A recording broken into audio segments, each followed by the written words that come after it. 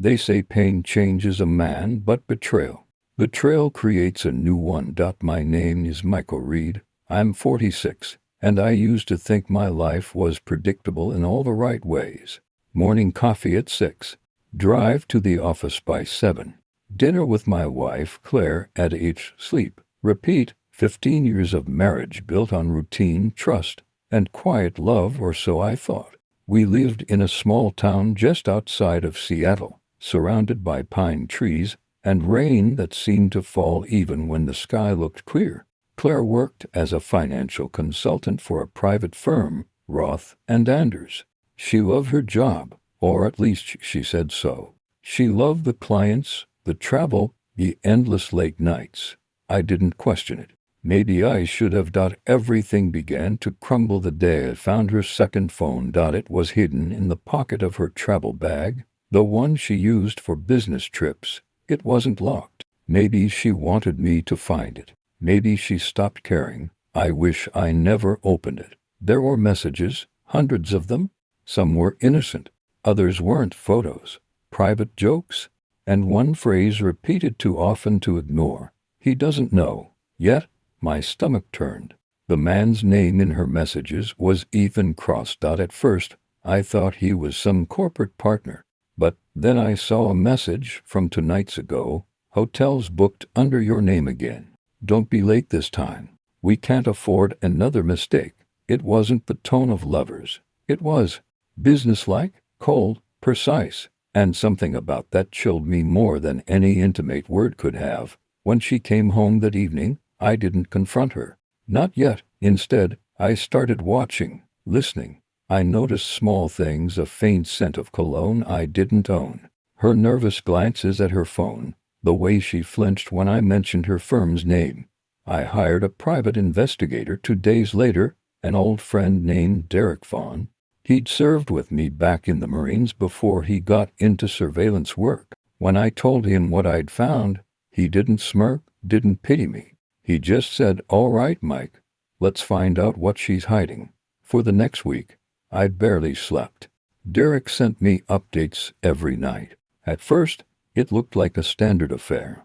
She met Ethan twice, both times at a downtown hotel. Stayed there 4 hours. Then, something changed. "Mike," Derek said during our third call, "I don't think this is about infidelity anymore." "What do you mean?" "She's not just seeing this guy. She's working with him. I tailed them yesterday. They met with 2 other people, suits, expensive watches, tinted car. They exchanged envelopes.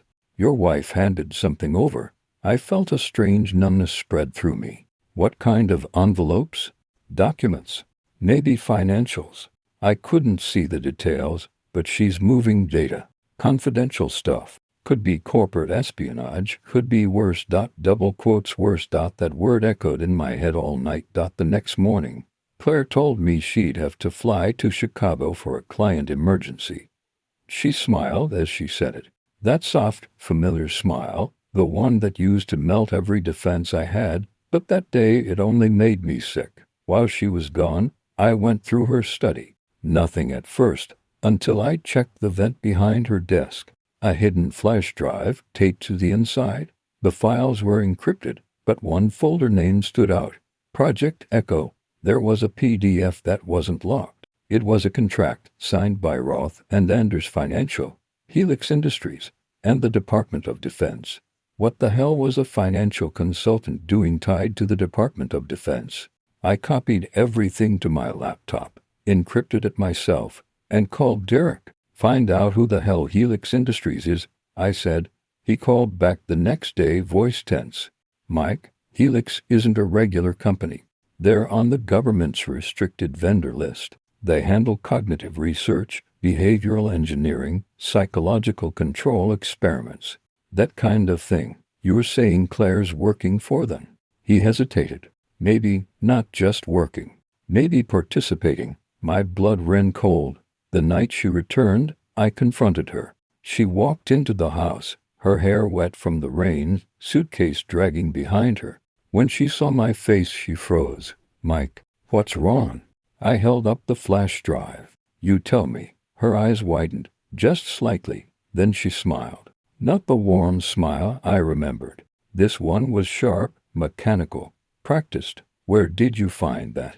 She asked quietly. In the vent behind your desk. Then you already know too much.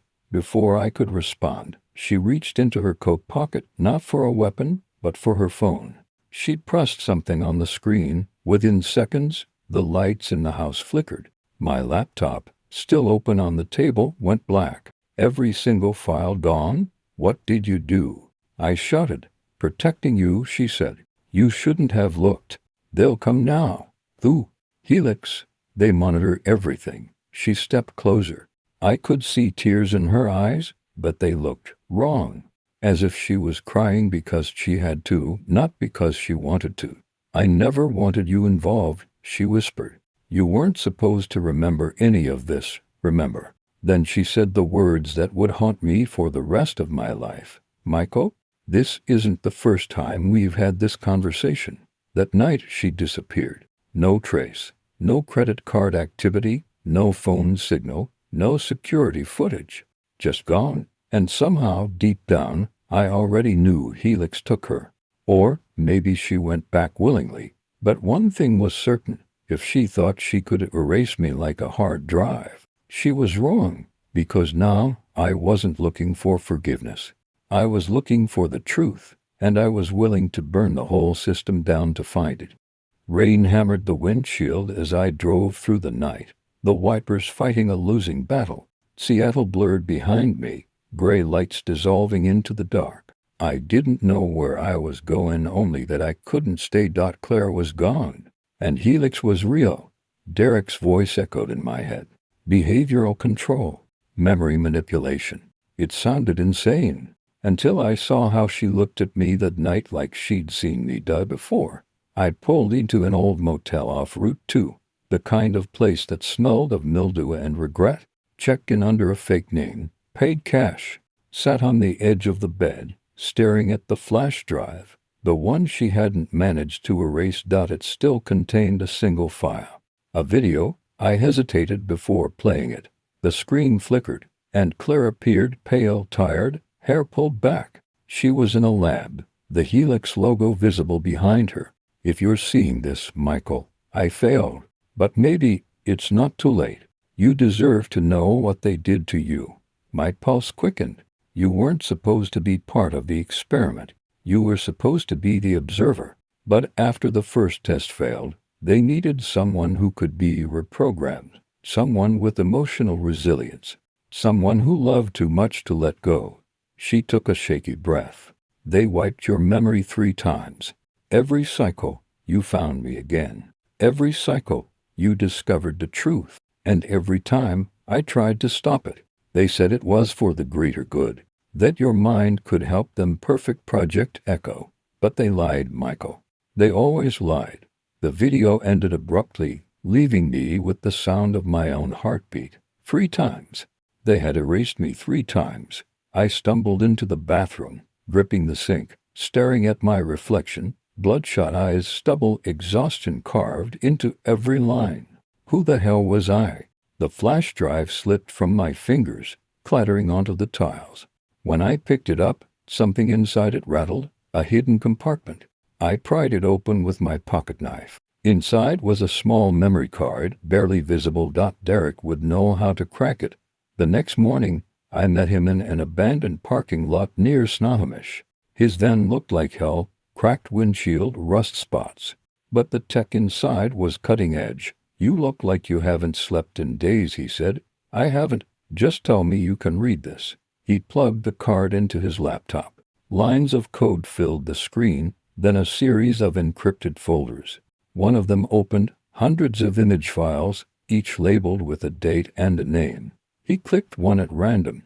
A medical chart appeared. My name at the top. Subject 1-A Michael Reed Cycle 3 Emotional Recovery Simulation. Then the notes. Subject exhibits consistent pattern of rediscovering truth despite full cognitive reset. Suggest increased dosage and environmental variation. Partner subject Claire Reed. 7B shows signs of emotional instability. Recommend reconditioning or removal. Derek froze. Jesus Christ, Mike. They've been studying you. My throat tightened. Studying me for what? He scrolled further. It looks like they were testing how the brain rebuilds emotional memory after trauma, using love, loss, and betrayal as triggers. So every time I thought I was living my real life, they were watching how you reacted to losing it. He finished. I felt sick. The air in the van turned heavy, suffocating. They used my marriage as an experiment, I said quietly. Derek nodded grimly. And her too. She might have been part of it willingly at first, but I think she tried to protect you in the end. Then she's still out there, I said. Maybe. But Mike, if they wiped you 3 times, you think they'll let you just walk away? Before I could answer, his phone buzzed. He glanced at the screen, then froze. Unknown number. Tracing me, he muttered, yanking out the SIM card and tossing it out the window. We have to move now. We spent the next 48 hours off-grid bouncing between safe houses and back roads. Derek used every trick he'd learned to stay invisible. But Helix wasn't a company, it was a network. Every time we logged into anything, within minutes there'd be pings. Digital ghosts closing in. Then, late one night, he cracked another file from the drive. A folder labeled Sanity 9. It contained coordinates, deep in Oregon, near a defunct government facility once used for radar testing. And one more file. A photograph of me and Claire standing together, both wearing hospital gowns. A date stamped in the corner, 2017, 4 years earlier than when we supposedly met. Looks like that's where they ran the experiment. Derek said, that's where we start. I replied. The road to Oregon felt endless. The forest closed in around us, tall pines leaning like silent witnesses.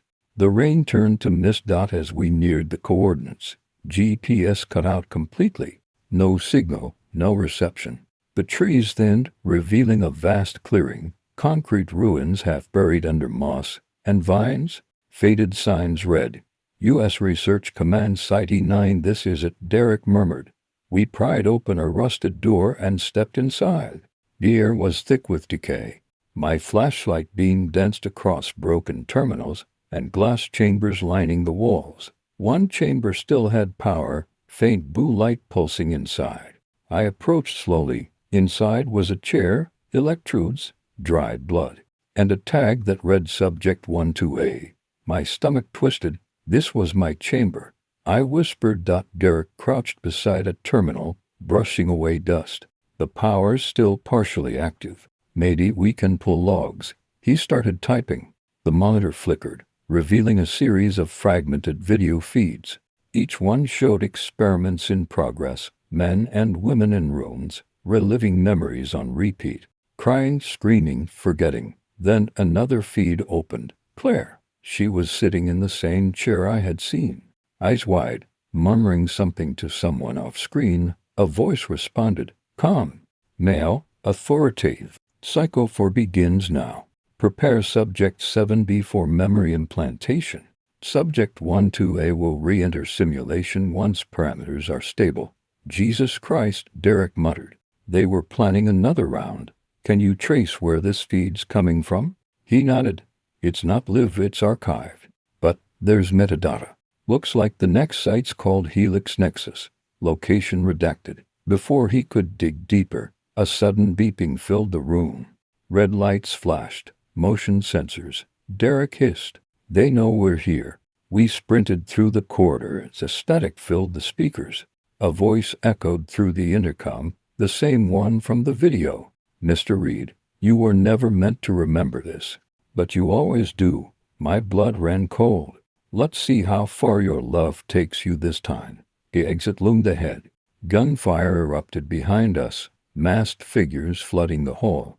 Derek shoved me toward the door. Go.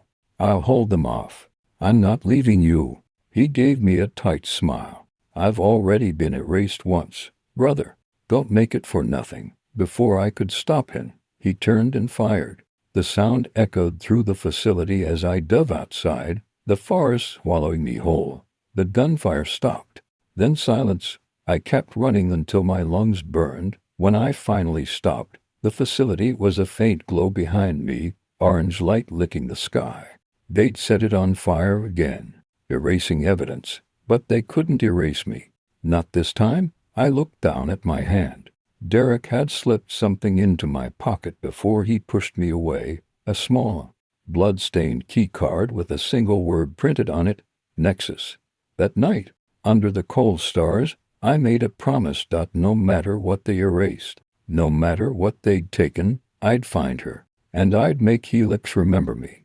The road to Helix Nexus wasn't on a map. There were no signs, no coordinates, no records, just whispers, a ghost site buried beneath miles of forest and corporate lies. Derek was gone, and the silence he left behind felt heavier than any death I'd known. He'd been my compass, the last reminder that I wasn't insane. Now, I was running blind, chasing a phantom woman who might not even exist anymore. But I had the keycard, and every nightmare since the fire kept leading me back to her face, to that voice saying, "You weren't supposed to remember." I drove south for 2 days, sleeping in the car, eating whatever I could grab from gas stations. By the third night, the GPS had long since died, and my only guide was an old military survey map Derek once gave me. He'd marked a single circle deep in the Cascades. That's where I found it, hidden behind overgrown pines. There was an access road with a rusted gate, padlocked but still faintly humming power running underground. The lock wasn't a problem. I'd been trained once so long ago, before all this, before the erasing. My hands still remembered what my mind did. A minute later, the lock snapped open. The air inside the tunnel was colder than outside, sterile, humming with electricity. My flashlight cut through the dark, revealing a slope leading down. The walls weren't concrete anymore. They were smooth metal, pulsing faintly with blue light. Somewhere below, machines were alive. After nearly 20 minutes of walking, I reached a door marked Nexus, authorized personnel only. I swiped the keycard. It worked. Inside was a vast underground chamber, rows of glass pods, each holding a motionless body. Men and women of different ages, each hooked to a web of cables that glowed faintly with shifting colors. Monitors lined the walls, flashing with data and neural readings. It looked like a morgue built by gods, and in the center of it all stood her Claire. Alive, dressed in a black lab uniform, tablet in hand, hair tied back the same way she always wore it when she was focused. Her expression was calm, clinical, until she turned and saw me. The tablet slipped from her hand. "Michael." For a moment, everything stopped. The hum of machines, the sting of betrayal, even the ache in my chest. I just saw her, the woman I'd loved, the one who used to hum songs in the kitchen while it rained. Then I remembered the video, the lies, the cycles. "You're alive," I said, my voice breaking. "You're working for them." She shook her head. "You shouldn't be here. Don't tell me where I should be, Claire. You erased my life. You let them use me." Tears welled in her eyes, but her tone stayed even. "You don't understand. It's not like that anymore.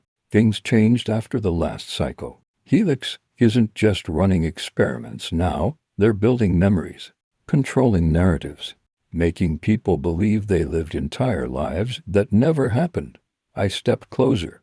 "And you helped them?" She didn't answer. So I grabbed her wrist, forcing her to look at me. "What did they do to us?" Her lip trembled. "They made us the first test pair. Emotional bond subjects. You were supposed to measure resilience after loss. But you kept breaking through the programming. Every time they wiped you, you found me again. You weren't supposed to remember love. I let go of her. And you still stayed." She took a deep breath. "Because I thought I could end it from the inside. But you came back too soon. If they know you're here, they'll kill you, or worse." I laughed bitterly. "Worse than living someone else's life." Before she could respond, a voice echoed from above, smooth, cold, unmistakably human. "I see our favorite subject has returned." We both turned. A man in a dark suit descended the metal stairs, flanked by 2 guards. His hair was silver, his smile surgical. Dr. Alan Mercer, head of Helix Nexus.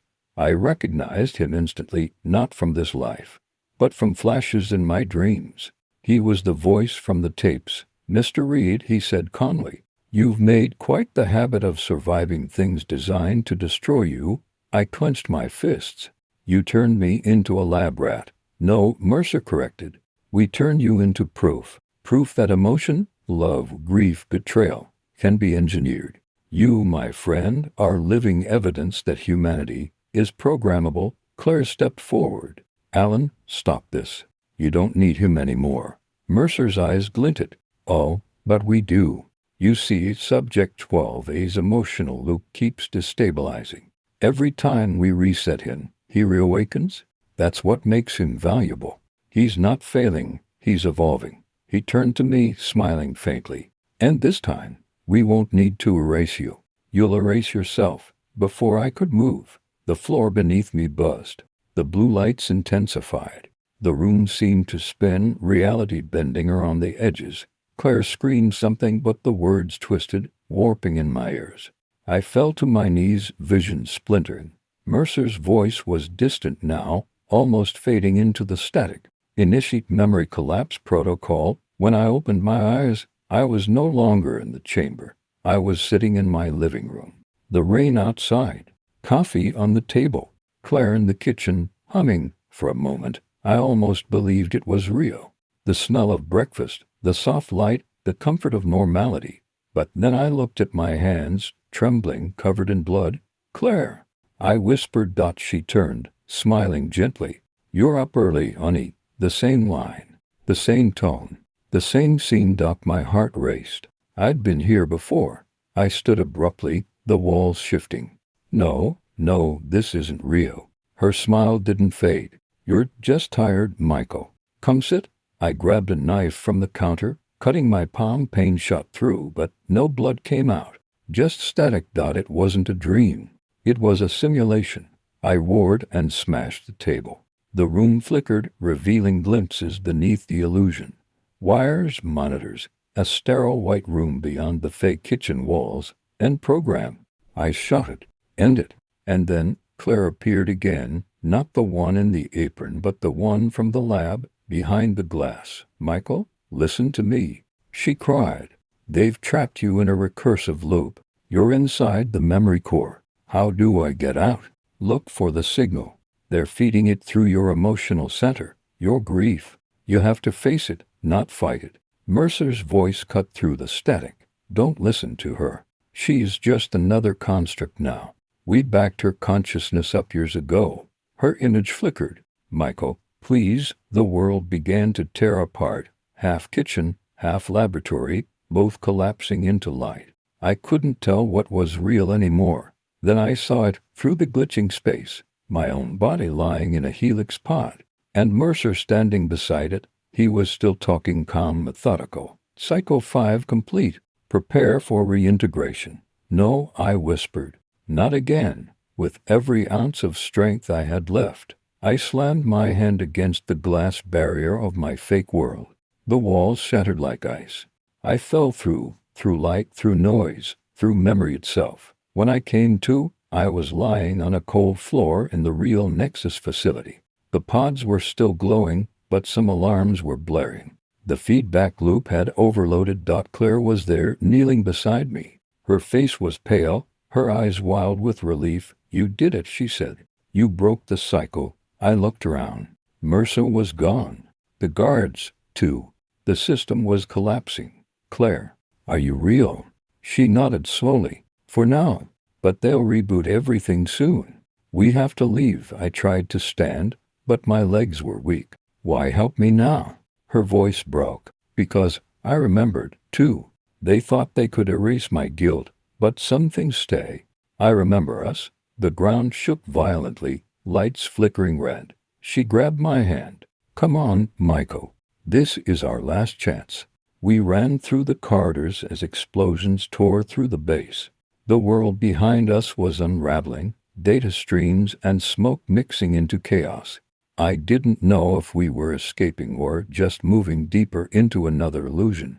All I knew was this: her hand felt warm in mine, real, human. And for the first time in forever, I wanted to believe it. Outside, the dawn was breaking. The forest glowed faintly orange in the rising light. We collapsed near the edge of the access road, coughing, shaking alive. She turned to me. It's not over, Michael. Mercer's still out there, and Helix has backups everywhere. Nexus was only one node. I looked toward the burning horizon. Then we find the next one. Claire hesitated. And if they come for us again? I smiled bitterly. Then I'll remind them why I'm the only one who ever remembers. The fire spread behind us, consuming the Nexus. But deep in the smoke, a faint blue light pulsed, one last signal from within the ruins, and somewhere far away, a voice whispered through an unseen speaker, Cycle 6, initializing. The fire that swallowed the Helix Nexus compound could be seen for miles. Flames rose through the forest canopy, smoke crawling across the sky like a black curtain drawn over the world's sins. Claire and I made it to an abandoned gas station off Highway 42. I collapsed on the asphalt, and UMB, not from exhaustion, but from the hollow inside me. Everything I knew, everything I believed, had burned down with that place. Claire sat beside me, trembling hands pulling a small tablet from her pack. The only thing she managed to steal before the lab exploded. The screen flickered, lines of Helix code flashing, and at the bottom, coordinates. What is that? I asked, my voice raw. It's not over, Michael, she whispered. Nexus was just one node. There are 6 in total.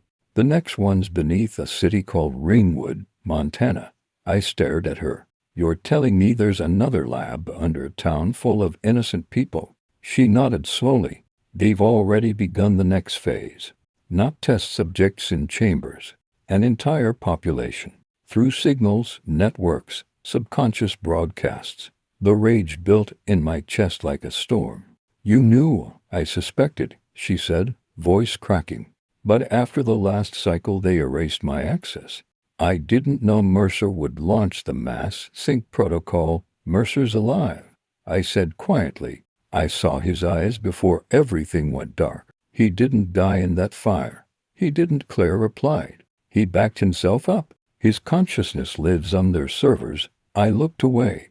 The air smelled of ash and gasoline. Consciousness in a machine.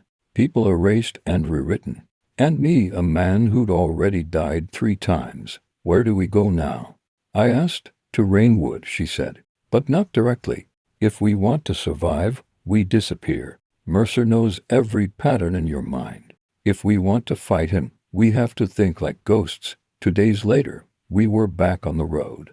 The old Chevy roared down the interstate, headlights cutting through sheets of rain. We slept in cheap motels that reeked of bleach and sorrow, paid cash, stayed off cameras.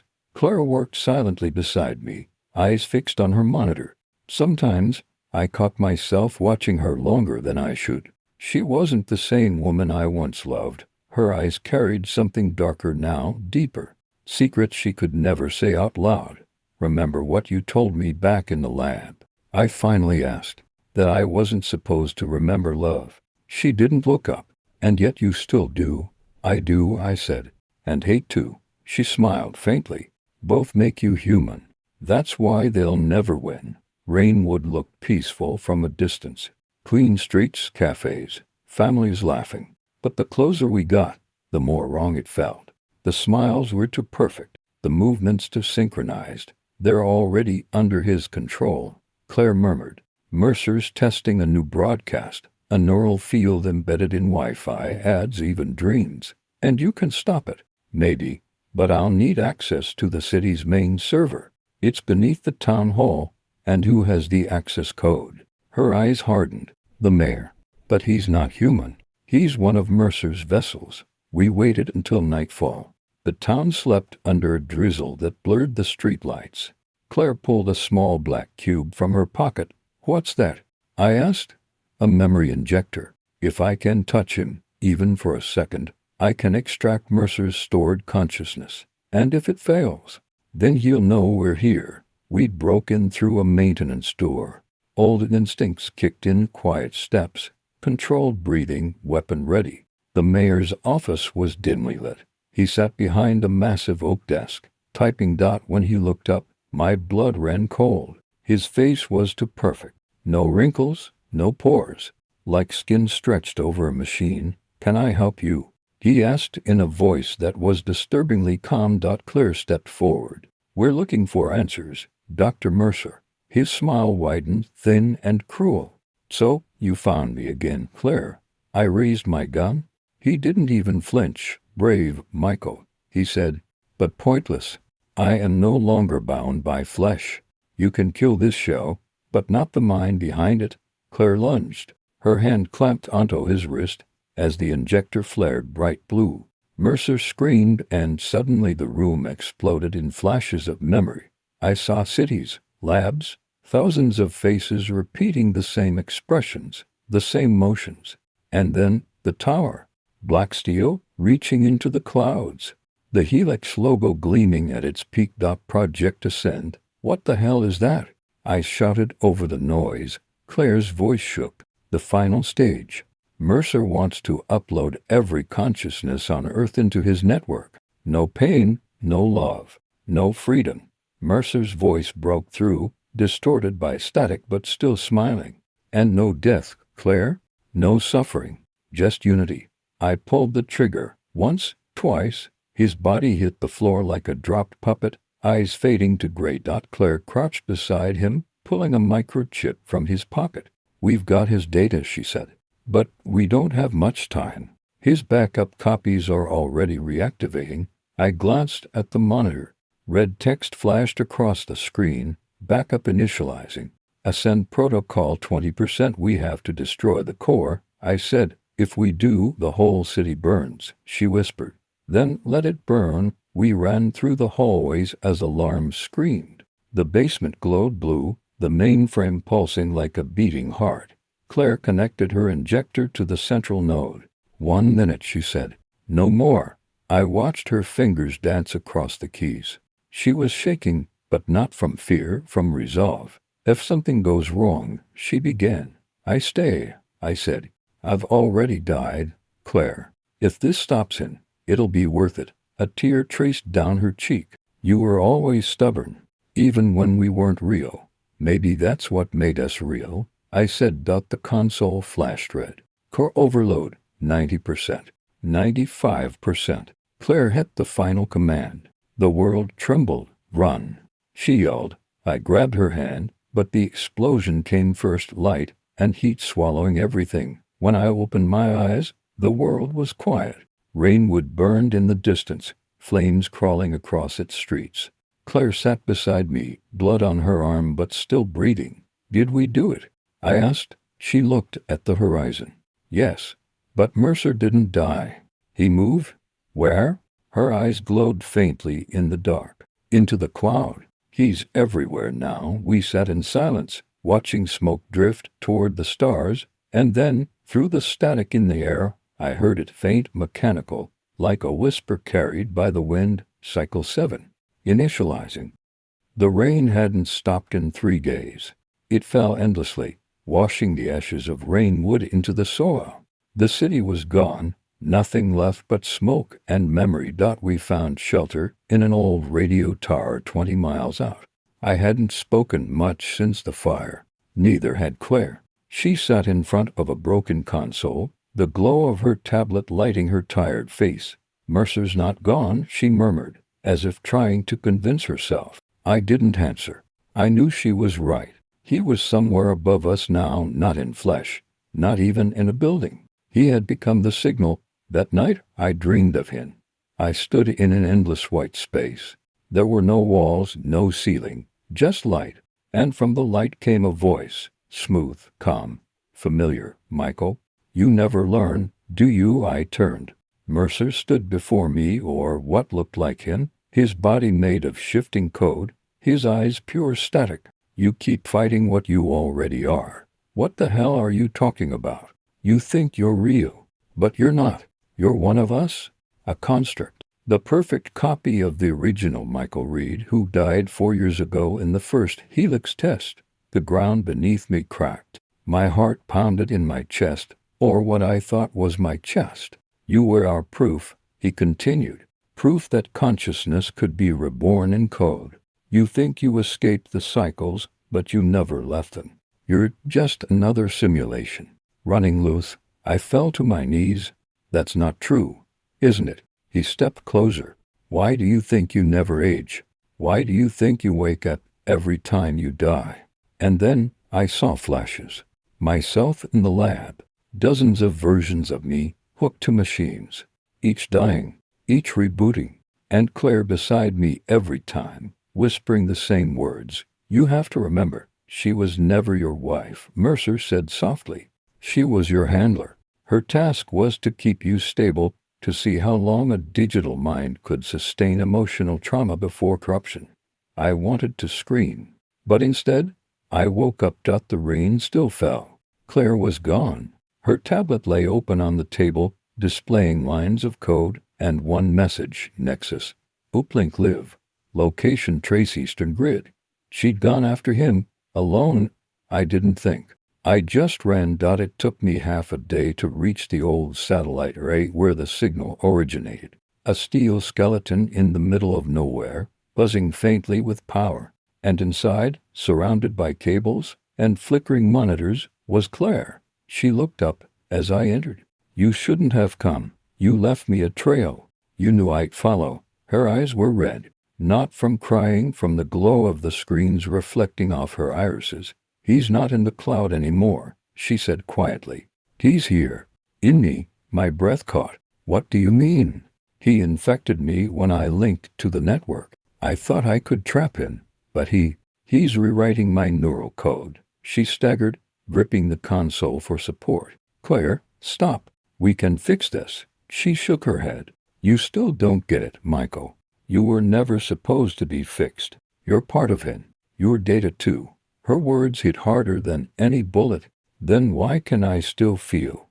I whispered. She smiled sadly. Because I made you that way. What? I broke protocol. I gave you real emotion. That's why you kept remembering. That's why he couldn't erase you. Her hand trembled as she lifted a small detonator. I can end this. But it has to be from the inside. No, I said, stepping closer. There's another way. She looked at me, and for a moment, I saw her, the real Claire, not the scientist, not the program, the woman I loved. There's no other way, Michael. If I die, he dies with me. Then I'm going with you. She shook her head. You already did. A long time ago. And then she pressed the switch. The explosion was silent. There was no fire, no sound, just light swallowing everything. When I opened my eyes, I was standing in the white void again. No pain, no fear, just quiet. Then I heard her voice. You're still here. Claire appeared beside me, her outline glowing like glass. Where are we? I asked. Between, she said. A fragment of the network that didn't collapse. We're echoes. Not alive, not dead. I looked around. The void pulsed faintly, like a heartbeat. Can we leave? She smiled faintly. Maybe someday. But right now, the world needs to forget us. She reached out, and her hand brushed mine, warm, impossibly real. You were my only mistake, she whispered, and my only miracle. I held her hand until she faded into the light. I don't know how long I've been here since. Time doesn't move the same way in the void. Sometimes I hear whispers, pieces of Mercer, broken and furious, still trying to rebuild himself. Other times, I hear laughter. Hers. I like to think she won, and maybe, in some other cycle, we'll both wake up again, not as experiments, not as code, but as people who finally get to choose who they are. Until then, I wait, because love, even when written in lines of code, doesn't die. It only restarts.